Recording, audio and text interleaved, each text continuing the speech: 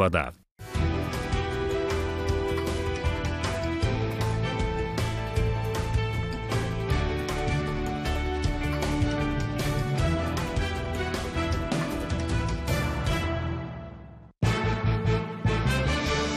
Палітычны сезон улетку Беларусі не завяршаўся.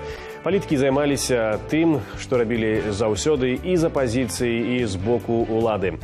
Між іншым, дзве з іх, гэта палітычныя кампаніі, сёння мы абмяркоўваем нашай студыі. Гэта кампанія «Еўрарамонт Беларусі» і «Народны рэферэндум». Ці нясуць яны прыкметы пераменаў у Беларусі? Пра гэта мы сёння гутарым з лідарамі гэтых кампаній. Ну і гэта азначае, што вы глядзіце 2 на 2 в студыі Дмітрый Гурневіч, я Павел Мажэйка, нашы сённяшнія госці. Ольга Карач, кіраўнічка грамадзянскай кампаніі «Наш дом». Вітаю в нашай студыі вас таксама. І Андрей Дмітрыеў, намеснік кіраўніка грамадзянскай кампаніі «Гавары праўду». Вітаю. Чым жыла апазіцыя беларускай улетку, дзейнасць, глядзіце ў нашым сюжэце, і мы вяртаемся да нашай размовы.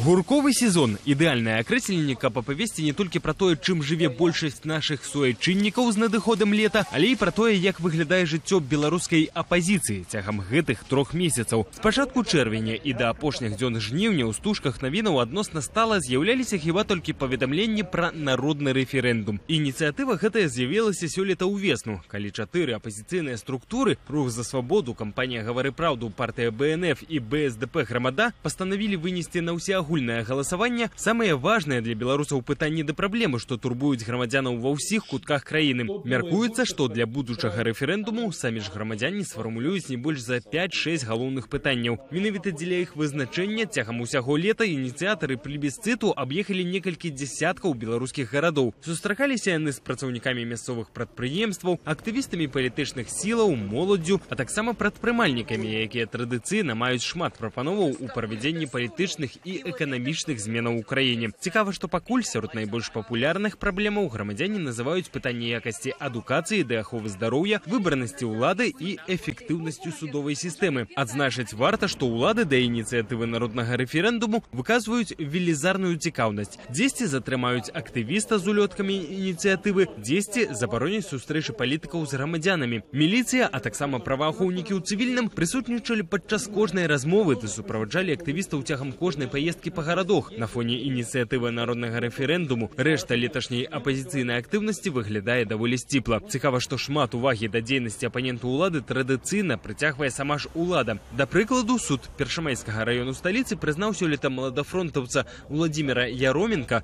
вінаватым у парушэнні правілаў прэвентыўнага нагляду. Хлопцу давядзецца 3 месяцы правесці за кратамі, а ў прадстаўнікоў грамадзянскай супольнасці з'явіцца чарговая нагода для ўласнай актывізацыі ды мабілізацыі.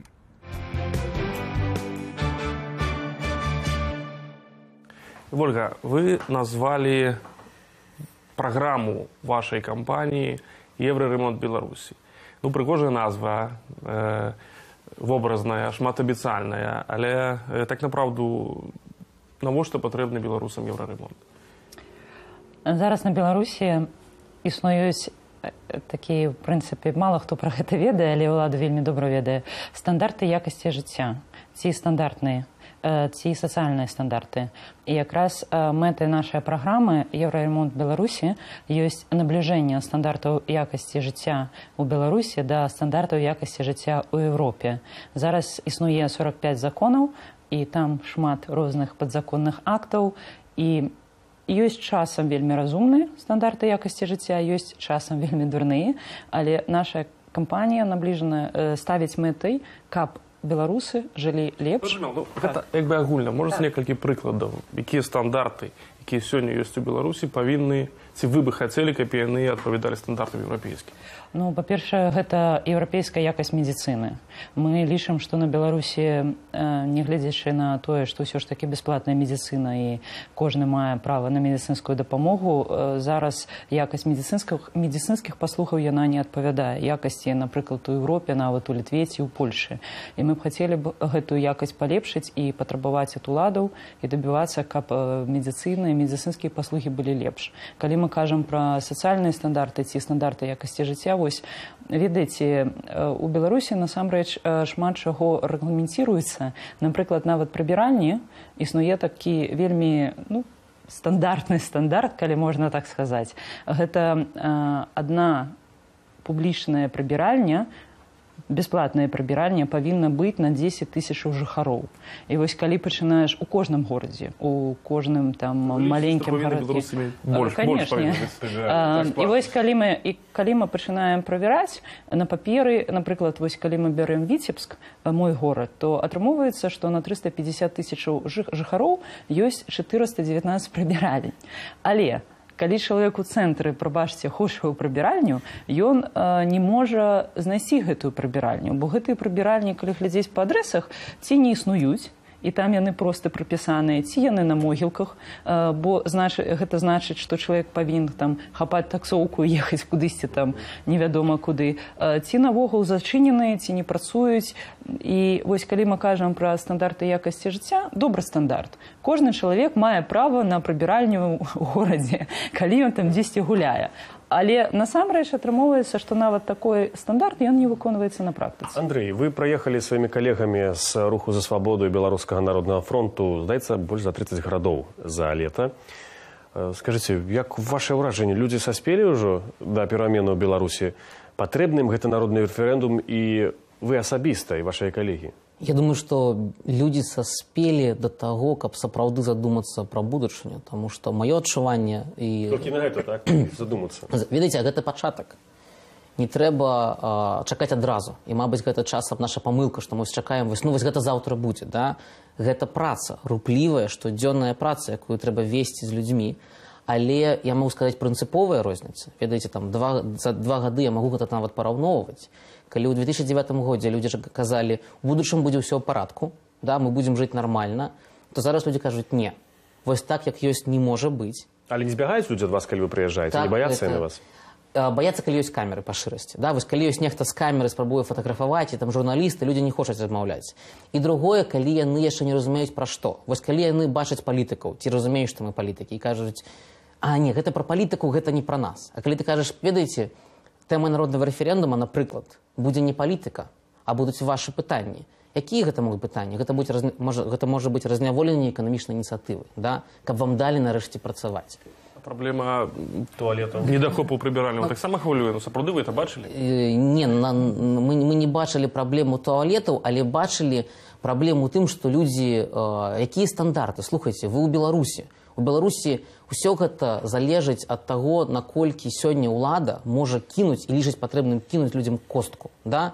Вось нехта збунтаваўся на прадпрыемстве, тых, хто збунтаваўся, звольнілі, астатнім кінулі костку плюс 10%. Вось так бачыце патэнцыял у гэтых людзях, бо зразумела, што яны павінны не толькі думаць, але гэта павінна быць стваральная праца, каб яны далучаліся да гэтага руху, скажам так. Мы бачым велізарнейшы сёння патэнцыял у большасці. Гэта ўпершыню за 20 гадоў. Я шчыра кажу, я ўпэўнены, калі апазіцыя мае унікальную магчымасць. Не адразу. Не так, што заўтра там, да, адчынілі дзверы, там стаіць большасць. А так, што самі грукаемся ў дзвяры да большасці, і я ўпэўнены, гэта ўпершыню, калі можам атрымаць. Таму што трэба прызнаць, што за 20 год большасцю апазіцыі не было. Мы яшчэ не былі ў такім стане. Зараз яна там ёсць. Ольга, вы адчуваеце запатрабаванне на вашу дзейнасць, на гэтыя стандарты? Беларусы яны наогул патрэбныя? Мы адчуваем гэтую запатрабавальнасць, і вось зараз, што такое законы? Як яны павінны працаваць на Беларусі ці ў іншай краіне? Гэта агульныя правілы гульні для ўсіх. І вось зараз наша кампанія «Евраремонт Беларусі», яна якраз накіраваная на тое, каб мы разам з насельніцтвам, з людзьмі, з грамадскасцю выпрацавалі гэтыя агульныя правілы гульні. Бо зараз тое, што ёсць, трэба праглядзець, бо, шчыра кажучы, нельга казаць агулам, што вось усё там на 100% дрэннае. Трэба праглядзець, трэба зрабіць рэвізію, трэба зрабіць маніторынг, што добра, што дрэнна, бо зараз для людзей гэта так не зусім зразумела. І пачаць вялікую працу выпрацоўваць такі мінімум такі ўзровень, ніжэй якога не можа быць. Гэта датычыцца не толькі прыбіральняў там бытавого абслугоўвання, гэта датычыцца камунальных паслугаў, гэта датычыцца шмат чаго. Вось, напрыклад, зараз Міністэрства жыллёвай гаспадаркі, яно хоча ўводзіць у квітанцыі аб аплаце камунальных паслугаў, хоча ўводзіць графу, яшчэ одну графу капітальны ремонт. Але прабачце, ці касметычны ремонт. Але прабачце, мы за гэта ўжо плацім.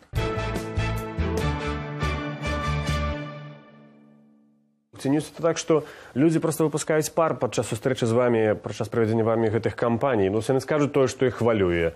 Ну і што з гэтага? Вось вы пагаварылі на рынку, дзе вы сустракаеце яшчэ... Людзі адчуваюць паветра. Это іншае. Ну, яны не выпускаюць пар, яны наоборот, яны набіраюцца, яны разумеюць, што першае, яны не адныя. Таму што сёння вось гэта ёсць такая так званая палітолог кажа атамізацыя грамадства, да? Калі чалавек думае, што ён адзін, вось хто каму не падабаецца. Яны разумеюць, што яны такія не адні. Другое, яны разумеюць, што ёсць тыя, хто гатовы браць на сябе адказнасць. А гэта вельмі важна. Да? Грамадства шукае тых, хто бярэ на сябе бачыць, што бывае з тымі, хто бярэ на сябе адказнасць. Так, але ёсць, ведаеце, гэта шлях. Мы не можам сказаць, што так, мы зараз збяремся, там нікога не пасадзяць. Можа быць усё. Але гэта шлях вось гэтых крокаў да зменаў. Іншых шляхоў не бывае. Да?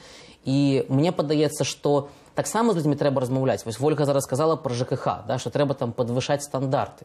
Трэба людзям яшчэ казаць яшчэ адну рэч, што людзі, калі ў нас будзе нармальная рэформа ЖКХ, яно стане камерцыйным, а не дзяржаўным, дзе мы не зразумеем, за што плоцім, то у вас будзе 15 тарыфаў, па якім вы зможаце абраць, як і за што вы хочаце плаціць. Це рэальна ўвогуле змяняць такія рэчы. Я маю на ўвазе гэтыя законы, калі фактычна гэта ўсё пішацца ў адным месцы, зацвярджаецца ў адным месцы, а так званыя дэпутаты толькі там ціскаюць пальцам у кнопачку, я б сказала, што Лукашенко насамрэч ён такі вельмі інтуітыўны палітык. І ў прынцыпе, калі казаць пра тое, чаго больш за ўсё баяцца беларускія чыноўнікі, яны баяцца, ў прынцыпе, двух рэчаў.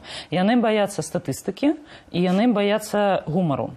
Я не сказаў бы, я бачыў статыстыку, што большасць беларускіх раёнаў яны не даюць прыбытку, яны датуюцца дзяржавай. Гэта страшэнныя, проста яны павінны проста пайсці і застрэліцца пасля такой статыстыкі, але не даюць. Я не згодная. Мой вопыт паказвае, што калі ідуць, напрыклад, лісты грамадзянаў, незадаволеныя лісты, там, скажам, ад грамадзянаў у адміністрацыю прэзідэнта ці ў мясцовую адміністрацыю, і гэта ім так порціць статыстыку, адразу ідзе рэакцыя. Канешне, ідзе часам рэакцыя на гэтых грамадзянаў, але ідзе і рэакцыя, улада ўсё ж такі спрабуе пагасіць гэтае полымя і адразу кідае і грошы, і сілы, і энергію менавіта на вось гэтыя раёны, дзе ёсць такая небяспека. Вы былі сведкамі, калі, напрыклад, грамадзянам удавалася перамагаць, вырашаць сваё канкрэтнае пытанне, якое хвалюе, напрыклад, канкрэтную мясцовасць? Так, канешне, шмат разоў. Я прывяду прыклад проста, да, давайце. Рагачоў. Грамадзяне рабілі кампанію, таму што там аднялі дажынкі. Да, і аддалі, мне падаецца, у Жлобін, да, дажынкі гэтыя. Але што такое дажынкі для горада? Да? Гэта магчымасць адбудаваць... Гэта беларускі ремонт, гэта не еўраремонт. Да? Кожнымі дажынкамі ён все такі слабейшы і слабейшы. Але ўсё ж такі, там у Рагачове было 3 праблемы, две павінны былі вырашыць. Гэта гарадскі парк і гарадская паліклініка. Дзіцячая, мне здаецца. Цішыцца, што забралі тыя дажынкі, бо ў горках все рассыпалася. Не, але ведаеце, што мы зрабілі? Мы ў Рагачове сабралі 3000 подпісаў. 3000, гэта вельмі шмат для такого гарадка. Да? І сказалі, добра, вы забралі дажынкі, але выдаткуйце грошы на рамонт паліклінікі. Урэшце рэшт, гэта была паспяховая кампанія, да? Зараз яна рамантуецца. Такія ж прыклады ў Бабруйску. Але тут я б хацеў яшчэ сказаць адну вельмі кароткую рэч, што я лічу, што ўлады баяцца толькі аднаго. Гэта рэальна. Гэта калі яны бачаць перад сабой большасць, і бачаць перад сабой людзей, якія гатовыя ісці наперад. Уласна, вось гэтыя, скажам, адчуванні, так, стан, не ведаю, стан гатоўнасці беларусаў, дадзены момант мяне цікавіць. Вы сказалі пра тое, што людзям трэба казаць пра рэформу, не проста там пра это 15 пунктаў, але пра рэформу ЖКХ. Так. Сёння ёсць, якая б ні была, але стабільнасць з этой жыровачкай, з этой ЖКХ і гэтак далей. Тое, што прапаноўваецца рэформа, невядома, што з этого будзе. Да чаго гатовыя па вашых адчуваннях, вашых кантактах з людзьмі? Да чаго гатовыя беларусы? Я хацела б сказаць, што вось чарка шкварка інамарка, так, вось гэтая формула, якую прапановала беларуская ўлада, Інамаркі не было в арыгінале спачатку. Яе вось якраз ужо недастаткова, і вось ёсць такое адчуванне, калі размаўляеш з людзьмі на Беларусі, ёсць такое адчуванне, што людзям патрэбна ўсё ж такі беларуская мара. І вось тое увасабленне нейкай мары для ўсёй нацыі, нейкага малюнка будучага Беларусі. Бо людзі разумеюць, вось чаму на Беларусі гуляюць вось гэтыя чуткі заўсёды, у мінулым годзе гулялі, год назад гулялі, чуткі пра апакаліпсіс, пра канец свету. Гэта вельмі важна, што вось гэтыя чуткі больш за ўсё гулялі менавіта ў нашай радзіме, не ў Расіі, не ў Польшы, не ў Амерыцы, а менавіта на Беларусі. Бо ёсць такое адчуванне канца такога старага ладу жыцця. І зразумела, што будзе нейкія перамены, людзі гэта адчуваюць. Але яны зразумела... 3000 подпісаў у Рагачове. Ці на ваше адчуванне, ці сёння это этап, калі паставіць подпіс, это ўжо некае выказванне грамадзянскай апазіцыі, он прайшоў, людзі гатовы да нічога большага, гатовы адстойваць свае правы? Людзі б хацелі б не толькі стабільнасці, але яны б хацелі б, каб, скажем, дэмакратычная супольнасць да іх прыходзіла надоўга і ўсур'ёз. Каб гэта не было толькі перад выбарамі, а каб вось паміж выбарамі таксама ішла праца. Людзі ўжо гатовы чуць, людзі гатовы да агітацыі. Яны ўжо жадалі бы гэтай агітацыі. Андрей. Вось, так я бы хотел сказать, что насамрэч, конечно, люди боятся. Да, давайте мы не будем говорить про некую Беларусь нереальную. Но реально люди боятся. Больш за тое, яны яшчэ апатычны. Это не толькі з-за страху, як часам кажуць. Да, там. Не, яны не бачаць, а як будзе. Вось, як вы правильно казалі, яны не бачаць, а як там яно будзе потым. Да? Трэба пра гэта размаўляць. Для гэтага патрэбна, напрыклад, рэферэндум. Да? Таму што гэта і 5 пытанняў, гэта ясны малюнак, як будзе потым. Але я могу сказаць яшчэ одну рэч, чаго хочуць людзі. Мы вось тут кажуць чарка, шкварка, інамарка, да гэтага была даярка. Я, дарэчы, лічу, што можна проста дадаць інамарку, не трэба забіраць даярку ў народа. Да, як бы. Але ёсць рэч, якая, реально, яшчэ одно слово, якое нематэрыяльнае. І не давайте не будзем рабіць з беларусаў нейкіх такіх, ведаеце, матэрыяльных людзей, які думаюць, як вы зарабіць. Гэта неправда. Гэта слово павага. Па ўсёй краіне, дзе б мы не былі, людзі кажуць, мы як пустое место. Мы не адчуваем гэтай павагі ні ў ЖКХ, калі прыходзім, да, вырашаць нашы пытанні, ні ў бюракратыі, нідзе. Вось мы ім павінны павернуць павагу і ў заробках, і ў стандартах, і ва ўсім. Калі гэта будзе, я вас запэўню, ради гэтага, дзеля гэтага, людзі гатовы пайсці на крок. Але, сябры, вы гаворыце трошкі пра такія лакальныя праблемы, тое, што людзей цікавіць, скажем так, на месцах. Але ёсць глобальныя беларускія пытанні, якія таксама трэба вырашаць, і людзей прыводзіць да іх вырашэння. Я маю на ўвазе тут і расійскую авіябазу, і атамную электрастанцыю, якая будуецца абсалютна, скажем, чужой дзяржавай і для чужых інтарэсаў. Гэта хаця б тая самая афрыканская чума, якая ўжо 4-й месяц цягнецца ў Беларусі, і не бачна яе канца, і не зразумела, што адбываецца. Рэшт выбары вольныя, дэмакратычныя. Зараз мы перайдзем пасля гэтых 3 пытанняў да гэта. Мне цікавіць, як з гэтым быць? Я разумею, там туалет это важна там для мясцовасці некай або дажынкі, але гэта глобальнае пытанне, ад якіх залежыць лёс дзяржавы. Ведаеце, вы вельмі добра кажаце. Зараз Манаев правёл апытанне, да, па якому больш за палову з тых, хто лічыць, што ў краіне павінен быць рэферэндум, а гэта 50%. Сказалі, што адно з пытанняў рэферэндуму павінна быць пытанне рэферэндуму пра рэферэндум, што дзяржава павінна раіцца на рэферэндуме пра такія пытанні, як авіябаза, кітайскі парк, будаўніцтва АЭС. Рэферэндум пра 3-й тэрмін увогуле пра абмежаванне. Але гэта быў іншае. Ведаеце, рэферэндум пра 3-й тэрмін гэта не пра беларуса. Да? Гэта все ж такі улады і беларусы. Адказ, які ім трэба, яны яго здабудуць. Неправда. Я вас упэўнены, што калі мы паставім на пытанне на рэферэндум пра кітайскі парк, напрыклад, да, што 1000 кітайцаў, ці расійскую авіябазу, рашэнне прынятае ўжо. Мы ўбачым, зараз, да, але мы можам замагацца за тое, каб наступныя рашэнні таксама не былі так само прыняты. Трэба адразу тыя рашэнні вырашыць. Гэта важна для краіны пытанні. Але мы пра сёння не пачулі адказ на гэтае пытанне. Вы выбачайце, пакуль што АЭС гэта толькі катлаван. Да? Яго ж можна засыпаць, там нічога як не было, як кажуць беларусы. Да? Таму не трэба казаць, што прынятна. Той самы кітайскі парк, это пакуль толькі пачалі будаваць свае бізнесоўцы жыллё. Я гэта пытанне да вашага адказу. Як што рабіць? Гэта можна павернуць. Да? Гэта можна павернуць. Калі даць людзям адчуванне, што яны могуць вырашаць. Вось сёння людзі не вераць. Самае галоўнае, да, што мы можам нешта вырашыць.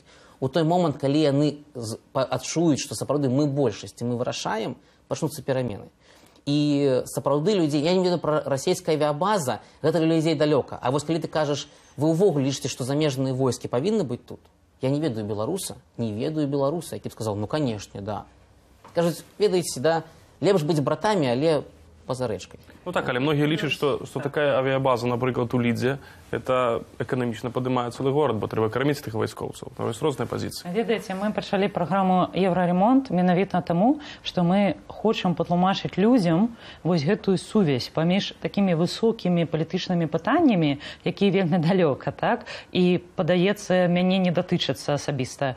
І вось тым кожнадзённым жыццём, якое зараз у кожнага беларуса. Бо часам бывае так вельмі часта, што людзі нават не разумеюць вось гэтай сувязі паміж, напрыклад, чыноўнікамі Лукашенка. Часам шмат хто лічыць, што там дрэнныя чыноўнікі, добрыя Лукашенка, ці наадварот. Там добрыя чыноўнікі, але там Лукашенка, вось ён робіць так. Ці дрэнная апазіцыя, ці хтосьці яшчэ. Але трэба, каб людзі разумелі вось менавіта гэты мост паміж такімі сацыяльнымі пытаннямі і палітычнымі пытаннямі. Ім трэба тлумачыць. Нам трэба тлумачыць. А навошта людзям это разумець так па вялікім рахунку?